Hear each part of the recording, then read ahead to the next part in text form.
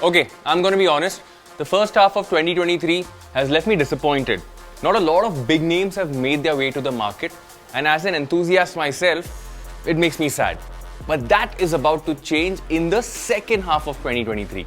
Amongst a bunch of new motorcycles that will make their way to a nearby shelf, along with new products that we will see at auto shows, there are 3 motorcycles that you should absolutely look out for. Shall we begin? We have seen the motorcycles being tested around Pune, where we have the Bajaj factory, and we have also seen spy shots in Europe. Recently, Rajiv Bajaj announced that the motorcycles will be unveiled on the 27th of June in London.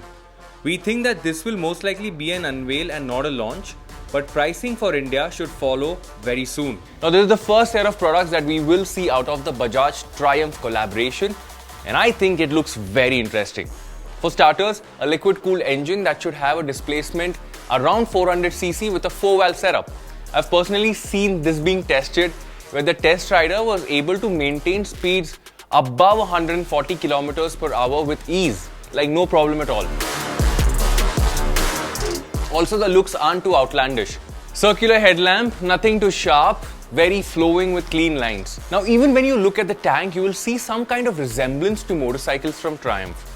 The beak at the front for the Scrambler is a neat addition, and it really highlights that look. Now, before I move on to the equipment that you can expect, I quickly want to address the ergonomics. While I cannot comment on the seat quality yet, the overall ergonomics through this test rider look pretty comfortable.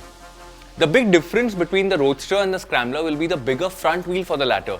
I also feel there will be a change in the ride quality, but more on that when we get to ride it. What the motorcycles should get as standard will be Bluetooth connectivity, navigation, LED lights all around, and hopefully switchable ABS for the Scrambler variant. Finally, pricing, because I think it will be very crucial to get this on point. Anything around the 2.5 lakh mark will be amazing. The Scrambler should be slightly pricier, but I personally feel it's the right spot to make an impact in the industry. I know I have been wanting an ADV in my garage for the longest time, and I'll be very honest, I was real close to getting the 390 Adventure home. But keeping those buying thoughts aside, the Himalayan 450 is one motorcycle that I have my eyes on.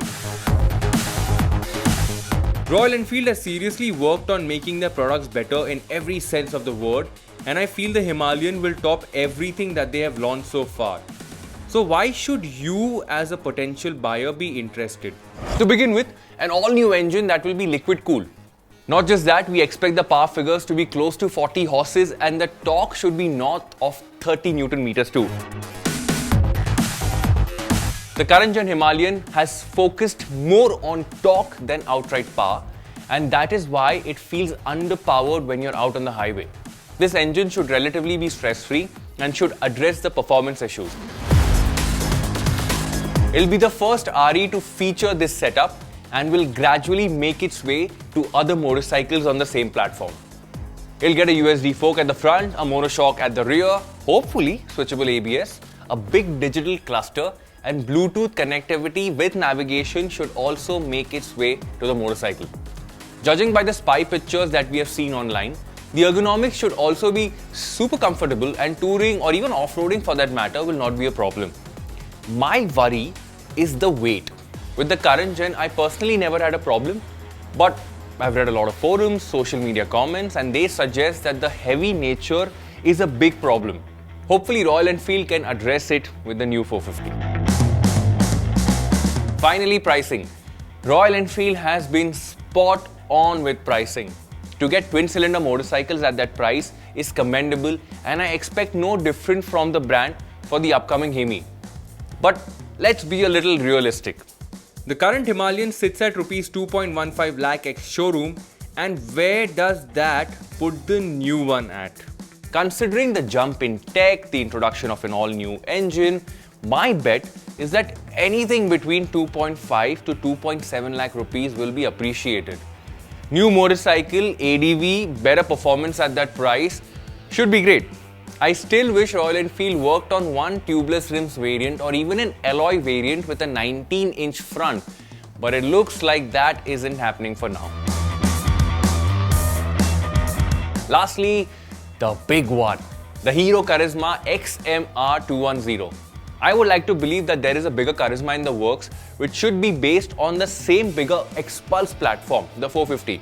But for now, there is confirmed news about a 210cc Karizma that should launch very soon. But first, I have to address the looks. Finally, a Karizma that looks good. Oh yes. I feel Hero lost the plot when the ZMR was introduced, and from there the Karizma was out of consideration for enthusiasts. It's been a really long time and we still don't know the full specs yet, but for starters, it looks like Hero has got the design element right.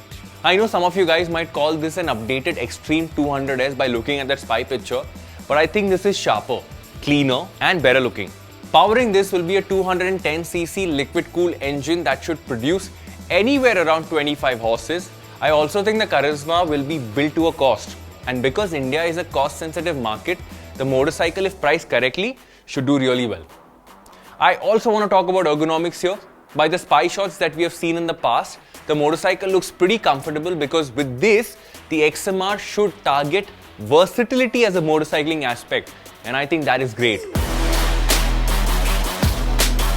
Finally, pricing. As a Karizma R owner back in 2007, the on-road price was less than 1 lakh. Of course, times have changed and the industry has evolved.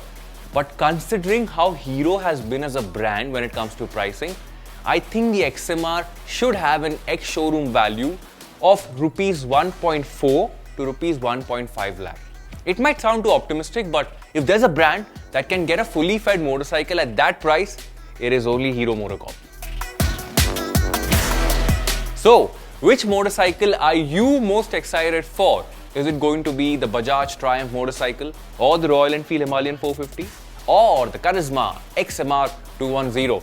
Drop in your comments and let us know. Thank you for watching. My name is Varun Painter and I will see you later.